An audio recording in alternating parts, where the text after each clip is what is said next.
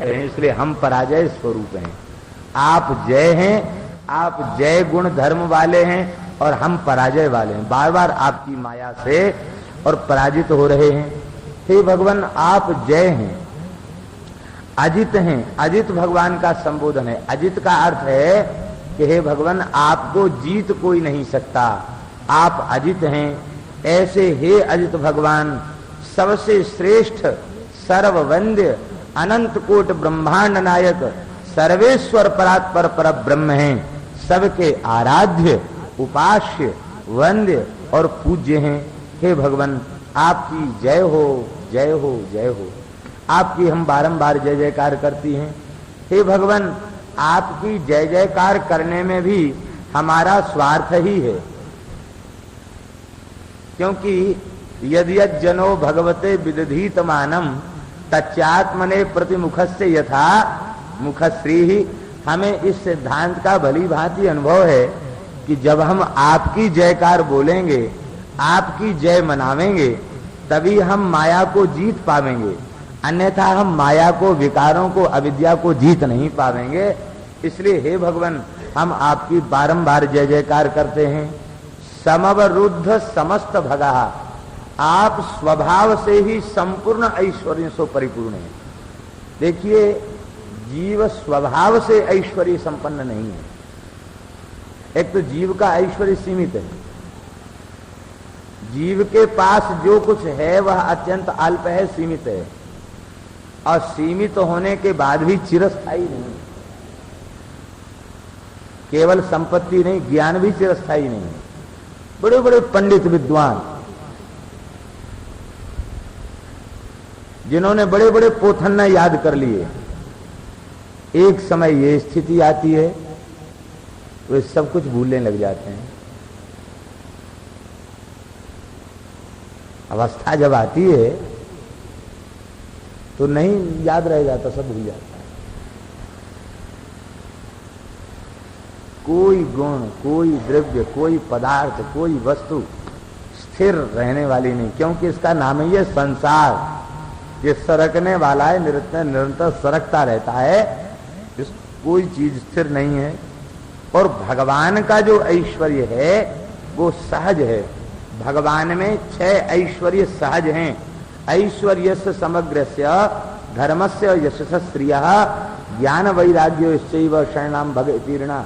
ये 6 प्रकार के ऐश्वर्य स्वभाव से भगवान में विद्यमान हैं, सहज हैं, किसी के द्वारा प्राप्त नहीं है, किसी से उधार लिए गए नहीं है, स्वाभाविक भगवान में विद्यमान है और अनंत अखंड रूप में विद्यमान है। अखंड ऐश्वर्य भी है और अखंड माधुर्य भी है, क्षय नहीं होता। और जीव का धर्म क्या है? कहते जो सबके रह ज्ञान एक रस, ईश्वर जीव भेद कहो कस। जीव को एक रस ज्ञान हो जाए तो भेद ही खत्म हो गया। जीव को एक रस ज्ञान नहीं होता। 6 भगवान के गिनाए गए और जीव के हर्ष विषाद ज्ञान अज्ञानु जीव धर्म अहमिति अभिमान। 6 धर्म परमात्मा के, 6 धर्म जीव के। कौन कौन? हर्ष विषाद, कभी खुश हो जाना। कई बार तो ऐसा होता है कि खुशी का कोई कारण नहीं है, फिर भी भीतर से चित्त प्रसन्न होता। क्योंकि देखो ये 6 दल हैं।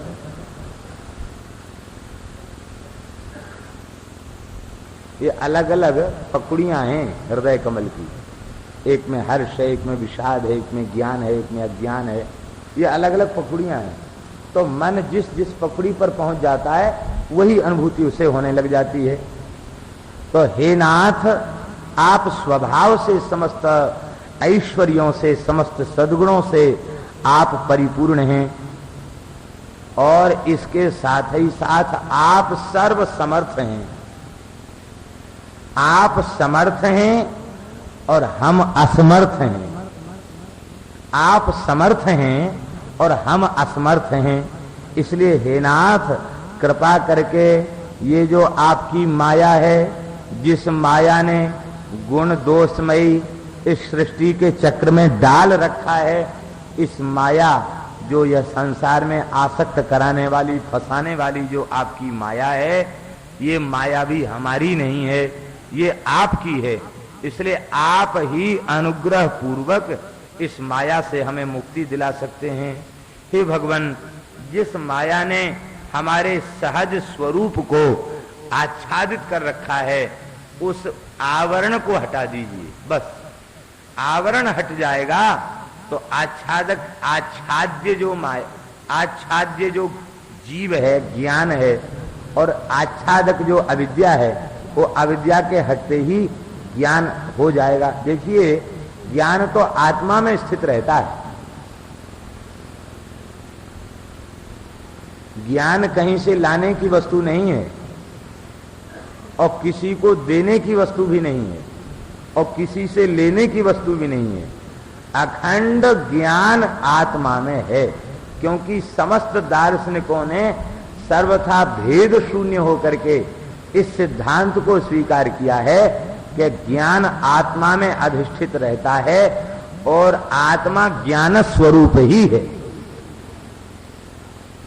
इस बात को स्वीकार किया। तो ज्ञान स्वरूप आत्मा होते हुए हम अविद्या के अंधकार में क्यों हैं, अज्ञान में क्यों हैं?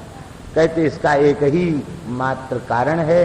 उसका एक ही कारण ये है कि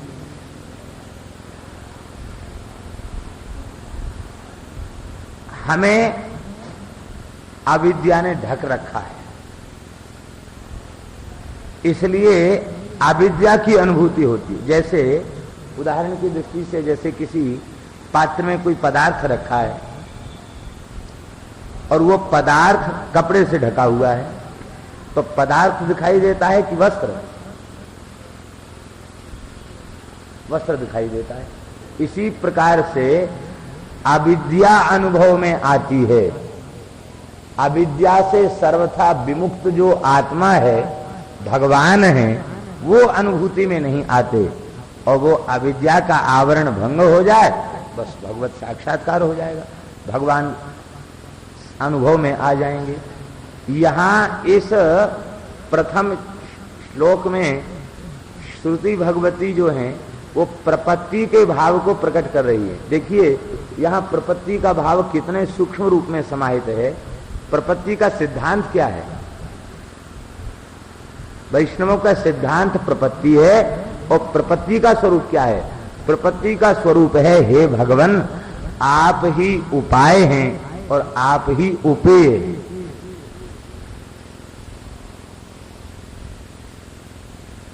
यहां उपायांतर की, उपाय भी भगवान ही है।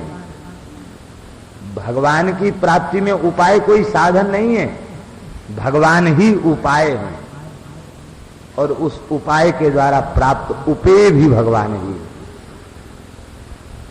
इसका तात्पर्य है, शरणागत को अपने संबंध में कुछ सोचने का अधिकार नहीं है। इसका मतलब ये नहीं कि भजन शून्य जीवन होना चाहिए, भजन साधन में लगा रहे और जितना बन सके उतना लगा रहे, उसके लिए भी कोई दुराग्रह नहीं। सकाम भाव जिसमें होता है वे बड़े कठोर साधन करते हैं, बड़ी कठोर श्रम करते हैं। वैष्णव को बहुत कठोर श्रम नहीं करना, बस सहज अनुराग। सहज अनुराग, सहज अनुराग तब होगा, ये हमारे हैं और हम इनके हैं। हमारे इनके बीच में संसार न था, न है, न रहेगा। बस हम और ये यही हैं, दूसरा बीच में नहीं। इस प्रकार से सहज स्नेह करे, और सहज स्नेह करता हुआ प्राप्ति के लिए भी व्याकुलता चित्त में होनी चाहिए, ये बात सत्य है। लेकिन जो शरणागत, दृप्त कोटि के शरणागत होते हैं, प्रपन्नों में दो कोटियां हैं, एक आर्त और एक दृप्त। तो दृप्त कोटि के जो प्रपन्न हैं, वे तो बस केवल सत्संग में, भजन में, दर्शन में लगे रहते हैं। इसके बाद चाहते क्या है? बोले बस आप जहां भी बैठे हो वहां मौज से रहो, खूब आनंद लो, मौज लो, बस नित्य विहार में लगे रहो, और हम आपकी लीला गाते रहें, और हमें कुछ नहीं चाहिए। तुम सुखी रहो, तुम चिर जियो, तुम्हारा आनंद हो, तुम्हारे ऊपर। वे अपने भजन साधन के बल पर भी ठाकुर जी को अपनी ओर से मंगला शासन करते रहते हैं। आपका मंगल हो। मंगलम कौशलेन्द्राय महनीय गुणाब्धे चक्रवर्ती तनुजाय सार्वभौमाय मंगलम। सवेरे उठ के कहते हैं भगवान आपका मंगल हो, आपका कल्याण हो। तो भगवान प्रसन्न रहें, अपने को प्रसन्न नहीं रखना चाहते, अपनी प्रत्येक क्रिया से भगवान की प्रसन्नता चाहते हैं और अपने समग्र साधन का फल भगवान की खुशी चाहते हैं। और इसके बाद यह नहीं कहते हैं कि इतना तप करके, इतना जप करके, इतना तीर्थाटन करके, इतना पाठ करके, इतना सत्संग करके, इतनी योग समाधि लगा के हम भगवान को प्राप्त कर लेंगे। ये निश्चय प्रपन्न नहीं करते हैं। तपस्वी तो निश्चय कर लेते हैं, प्रपन्न इस बात का निश्चय नहीं करते। शरणागत वे तो बस एक ही भाव में भरे रहते हैं। माम नयेद्यधिका कुत्सः तत्तस्य सदृशम भवेत्। भगवान ही स्वयं आकर हमसे मिले। हम जीव हैं, हमारी सामर्थ्य कहाँ उन तक जाने की। हम तो सब प्रकार से अपंग हैं, यहाँ पड़े हुए हैं। हमारी तरफ से यदि ठाकुर जी कहें कि तुम आकर हमसे मिलो तो लाख करोड़ जन्म में भी नहीं मिल पाए तो इस जन्म में क्या मिलेंगे। इसलिए हे नाथ, हम आपके हैं, आप ही दौड़ के आइए और हमको हृदय से लगाइए। ये प्रपत्ति का भाव श्री किशोरी जी, श्री जानकी जी ने प्रकट किया और कृष्णावतार में श्री राधा रानी ने भी प्रपत्ति के भाव का ही पोषण किया। भगवान अंतर्धान हो गए तो श्री जी ने क्या कहा? सखे दरसय सन्निधिम, मैं आपकी सन्निधि में पहुंच जाऊं नहीं, आप अपनी सन्निधि का दर्शन हमें कराइए, माने आप मेरे पास आइए। यही भाव है प्रपत्ति का। हम भगवान के पास जाएं ये नहीं, हम तो इनके हैं, यही हमारे पास आवे, ये हमारे ऊपर अनुग्रह करें। तो प्रपत्ति में सारा दारमदार, सारा भार भगवान के ऊपर है और भक्ति में भार अपने ऊपर है, ज्ञान में भार अपने ऊपर है। और भक्ति का उच्च कोटि का भाव जो प्रपत्ति है उसमें सारा भार ठाकुर जी के ऊपर। तो यहां श्रुतियां प्रपत्ति के भाव को प्रकट कर रही हैं। कहते हे भगवान, हम इस अविद्या को हटाकर आपसे मिल जाएं, ऐसी सामर्थ्य संसार के हम जीवों की नहीं है। जीवों का प्रतिनिधित्व करते हुए श्रुतियां बोल रही हैं। इसलिए हे भगवान, हम तो बस आपके हैं, आपका स्मरण करते हैं। आप ऐसी कृपा कीजिए कि इस अविद्या माया को आप ही हटा दीजिए। बस आप हटा देंगे तो आप मिल जाएंगे। बोलो भक्तवत्सल भगवान की जय। हे भगवान, आप में सत्व रज तम ये जो तीन माया के गुण नहीं है, इसलिए आप त्रिगुणातीत हैं, निर्गुण हैं। और भक्त वत्सलता, शरणागत वत्सलता आदि आदि सौंदर्य, माधुर्य, लावण्य आदि दिव्य अप्राकृत गुण हैं। ये प्रकृति के गुण नहीं है, अप्राकृत गुण हैं। अप्राकृत सच्चिदानंद घन आपका स्वरूप है, इसलिए आपको संत सगुण कहते हैं। वस्तुतः ज्ञान जिन्हें नहीं होता वे अगुण और सगुण के भेद में पड़ते हैं, झगड़े में पड़ते हैं। देखिए, शास्त्र को दृष्टि में रखें तो शिव और हरि, हरि और हर, इन दोनों के सगुण और निर्गुण स्वरूप मिलते हैं। शंकर जी का निर्गुण स्वरूप क्या है? शिव पुराण में लिखा है, शंकर जी का निर्गुण स्वरूप शिवलिंग है। निर्गुण स्वरूप क्यों है? न आंख है, न नाक है, न मुंह है, न कान है, न पैर है, न हाथ है, एक पिंडी ही तो है। सर्वतः पाणिपादोस्य सर्वतोक्षिशरो मुखम सर्वतः स्मृतिमल्लोके सर्वम आवृत्य तिष्ठति, ये स्वरूप है। और मूर्ति उनका सगुण स्वरूप है। ऐसे ही ठाकुर जी के दो स्वरूप हैं। सगुण स्वरूप तो श्री बिहारी जी, श्री राधा वल्लभलाल जी, श्री राधा रमण जी, ये सगुण स्वरूप हैं। और उनका आकार शून्य स्वरूप क्या है? सकल स्वरूप तो ये है। निष्कल स्वरूप क्या है? कहते निष्कल स्वरूप है शालिग्राम शिला। शालिग्राम जी में चाहे जहां से चंदन से मुख बना दो, चाहे जहां नेत्र बना दो, सर्वत्र उनकी आंख है, सर्वत्र उनका मुख है। तो सकल और निष्कल ये दोनों स्वरूप दोनों देवताओं के हैं। तो सकल और निष्कल निराकार का मतलब आकार शून्य नहीं होता, माने जागतिक आकार भगवान का नहीं है, जागतिक आकृति नहीं है, भगवान में नाम नहीं है, रूप नहीं है। इसका तात्पर्य क्या है? संसार के जैसे नाम रूप हैं ऐसे भगवान के नाम रूप नहीं है। नाम रूपात्मक जगत में भेद है, लेकिन तत्व की दृष्टि से अभेद है। ऐसे ही भगवान में, भगवान के नाम रूप में भेद नहीं है, एक ही है। माइक न तो नाम है, संज्ञा है, और न माइक रूप है, दिव्य अमायिक स्वरूप है। दिव्य अमायिक भगवान का नाम है। माया के अधिपति भगवान हैं। यद्यपि एक बात और कह दें, कुछ ज्ञानियों ने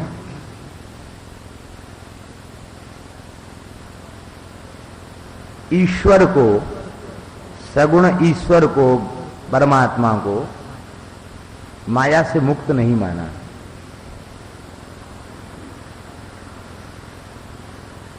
वे कहते हैं कि माया की उत्कृष्ट उपाधि से उपहित ईश्वर है और माया की निकृष्ट उपाधि से उपहित जीव है। वस्तुतः सगुण जो है वो निरुपाधिक नहीं है, वो सोपाधिक है, और इसलिए वो हमारा लक्ष्य नहीं है। हमारा लक्ष्य तो निरुपाधिक है। लेकिन ये बात एकदम शास्त्र के विरुद्ध है। यद्यपि ये बात कहने वाले भी पुराने संत ही हैं और उनकी बात का हम खंडन भी नहीं करते, उनके सिद्धांत के अनुरूप ठीक ही होगा। लेकिन वास्तविकता ये है कि भगवान जीवों के ऊपर अनुग्रह करके इस मंगलमय स्वरूप को प्रकट करते हैं।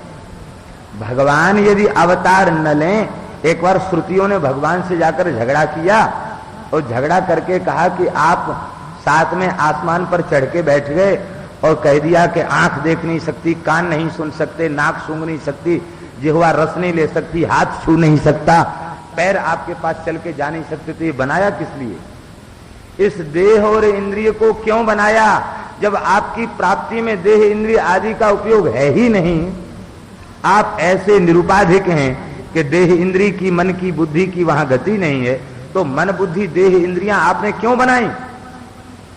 आपने घोर अन्याय किया हमारे साथ। भगवान बोले चिंता मत कर लो, हम बांसुरी लेके प्रकट हो जाते हैं। अब ब्रह्म को देख भी लो, सुन भी लो, रस भी ले लो, और महाराज मौका पड़ जाए तो झगड़ा भी कर लो। बोलो वृंदावन बिहारी। प्रेम भी कर लो और कलह भी कर लो, प्रेम कलह दोनों कर लो। इसलिए भेद शून्य। तो ये सिद्धांत ठीक नहीं है कि माया की उपाधि से उपहित ईश्वर है। वस्तुतः वह माइक नहीं है, वो माया का अधिपति है, माया का पुत्र नहीं है, माया से युक्त नहीं है, माया से मुक्त है और माया का अधिपति है। हाँ, माया से मोहित जीव है। उपमा दे डाली लोगों ने कि ब्रह्म जो है वो गाय है और जीव और ईश्वर दो इसके बछड़े हैं। ये बात नहीं है, बछड़े नहीं है। एक तो गाय है, ये दृष्टांत तो समझ में आ गया, लेकिन दोनों बछड़े नहीं है। एक सांड है और एक बछड़ा है। बोलो वृंदावन बिहारी लाल की। माया के अधिपति भगवान है और जीव जो है वो माया से युक्त है। यही सिद्धांत ठीक है, व्यवहारिक भी सिद्धांत है। किसी का इतना उच्च कोटि का ज्ञान हो और ये बात उनके किसी भाव में समझ में आई हो तो वो भी ठीक है। एकम सद विप्रा बहुधा वदंती, ठीक है, जिसने जैसे देखा उसने वैसे कह दिया।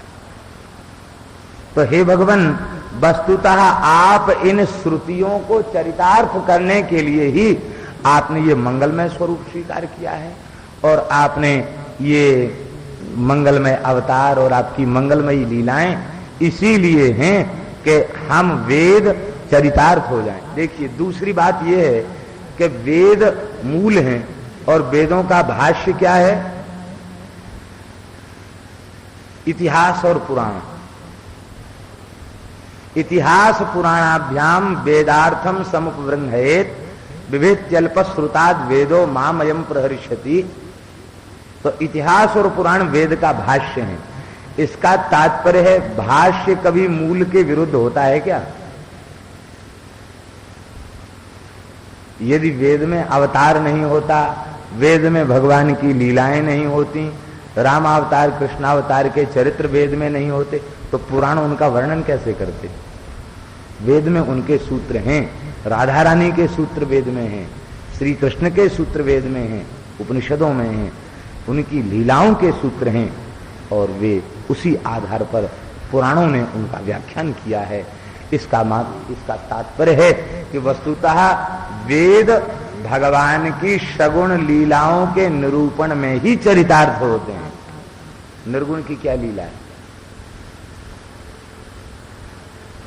यद्यपि यहां निर्गुण शब्द में हम भेद नहीं कर रहे हैं, क्योंकि हमारे तात्पर्य के अनुसार निर्गुण शब्द का अर्थ तो ये है माइक गुणों से रहे, लेकिन जो लोग निर्गुण शब्द का अर्थ गुणहीन मानते हैं, सब प्रकार के गुणों से शून्य मानते हैं, उनके मत में जो आकार अवतार और आकृति स्वरूप को नहीं मानते, उनसे कहा जाए कि तुम भगवान की कथा कहो, क्या कहेंगे कथा?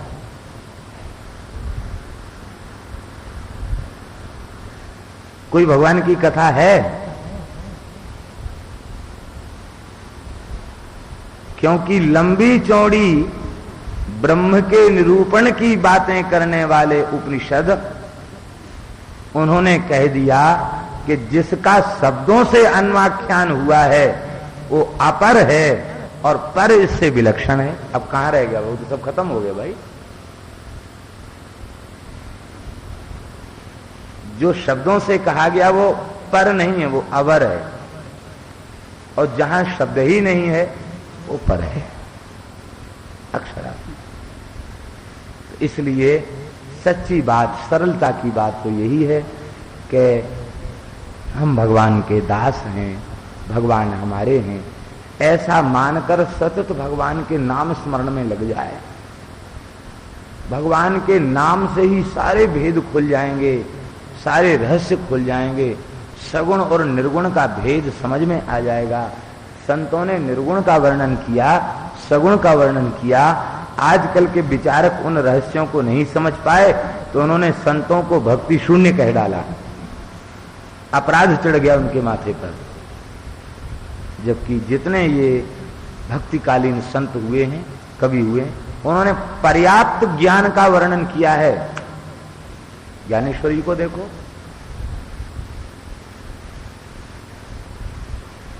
और उन्होंने प्रेमाद्वैत का निरूपण किया। अद्वैत तो कहा है, लेकिन कैसा अद्वैत? प्रेमाद्वैत। ये प्रेमाद्वैत सबसे श्रेष्ठ है। प्रेमाद्वैत का तात्पर्य है कि ठाकुर जी से इतना प्रेम हो जाए कि दूसरी कोई वस्तु रह ही न जाए, हमें अपनी सत्ता का भी अनुभव न हो, यही प्रेमाद्वैत। इतना प्रेम हो जाए कि प्रेम करने वाला मैं हूं ये भी भूल जाए, बस प्रेमी याद रह जाए, प्रेमास्पद याद रह जाए, ये प्रेमाद्वैत, यही श्रेष्ठ है। बोलो भक्तवत्सल भगवान। और ये स्थिति ज्ञान से होती है, कठिनाई से होती है, और भगवान में विशुद्ध प्रेम हो जाने पर यह स्थिति जल्दी आ जाती है, ऐसा अनुभवी संतों का कथन है। इन श्रुतियों के विवेचन को सुनकर के नारद जी को अत्यंत प्रसन्नता हुई। इन वेद स्तुति के एक एक स्तुति के भाव पर श्री श्रीधर स्वामी जी ने एक एक, जैसे व्याकरण में कारिकाएं होती ना, इस तरह से उसको कारिका कहें या इसको टिप्पणी कहें या टीका कहें, एक एक श्लोक लिखा है और बड़ा सुंदर भाव उन्होंने दिया है। अब समय के अभाव के कारण तीनों देवताओं की परीक्षा लेने के लिए भृगु जी पधारे हैं उनमें क्षमा गुण विशिष्ट भगवान विष्णु को उन्होंने स्वीकार किया। सरस्वती नदी के तट पर यज्ञ हो रहा था। जैसे ही वहां पहुंचे हैं, वहां पहुंच करके संतों ने कहा कि भाई सबसे श्रेष्ठ कौन है तीनों देवताओं में? बोले सबसे श्रेष्ठ, परीक्षा लेनी पड़ेगी। भृगु जी को भेजा। भृगु जी पहले ब्रह्मलोक गए। ब्रह्मा जी को केवल प्रणाम नहीं किया, ब्रह्मा जी नाराज हो गए। बड़ा उद्धत उद्दंड है।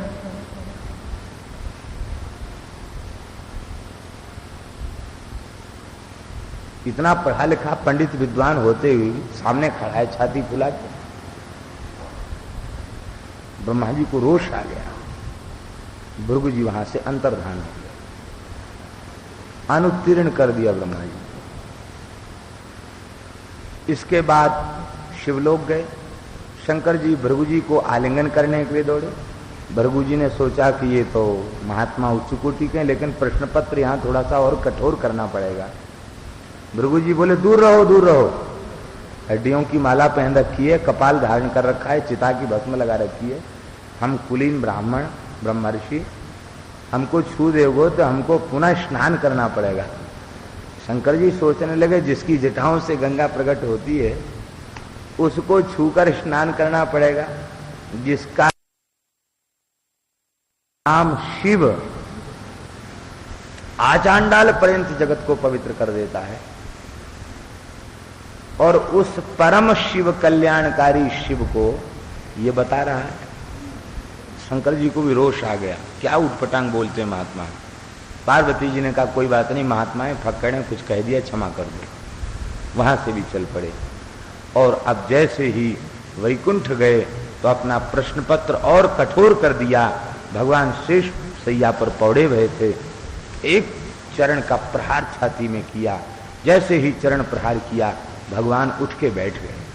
भगवान ने भृगु जी के चरण को गोद में पकड़ा लिया और गोद में लेकर कहने लगे, हे महर्षि, आपका चरण अतिशय कोमल है, हमारा वक्षस्थल बड़ा कठोर है, आपके चरण को चोट लग गई होगी, पीड़ा पहुंची होगी, आप क्षमा करें। भगवान कोमल कर कमल से चरण दबाने लगे और कहा, भगवान हम तो प्रमाद में पड़े हुए थे, हमारा कर्तव्य था कि द्वार पर पहुंचकर आपकी रज लेते, लेकिन आप कितने दयालु हैं, मेरे जैसे प्रमादी को पड़े पड़े चरण रज दे दी।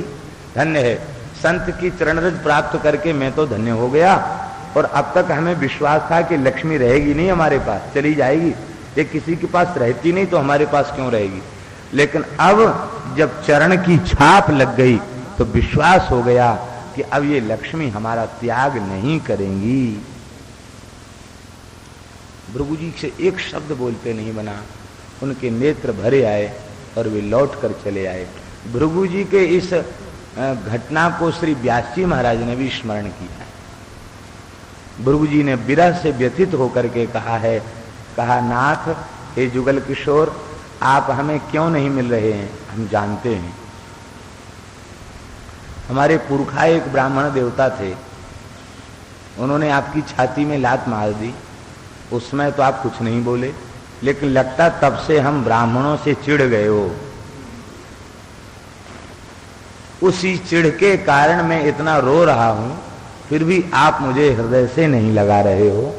इसलिए हे नाथ, अब उस चिढ़ को निकालने का अवसर मैं आपको प्रदान कर रहा हूं। भगवान ने पूछा क्या अवसर है, तो व्यास जी ने कहा, व्यास दास से पतित सो,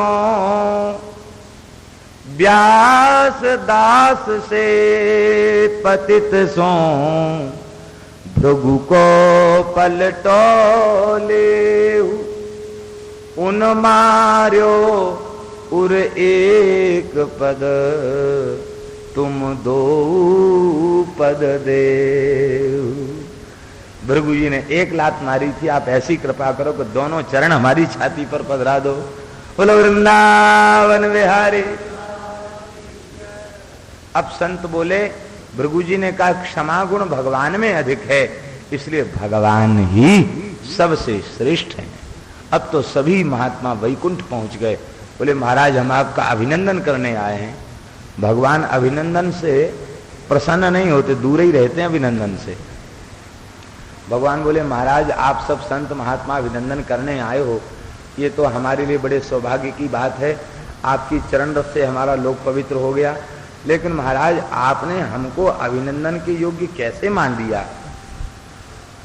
संतों ने कहा कि भगवान जीव का स्वभाव अपराधी है, जाने अनजाने अपराध करना ही उसका स्वभाव है, स्वभाव में है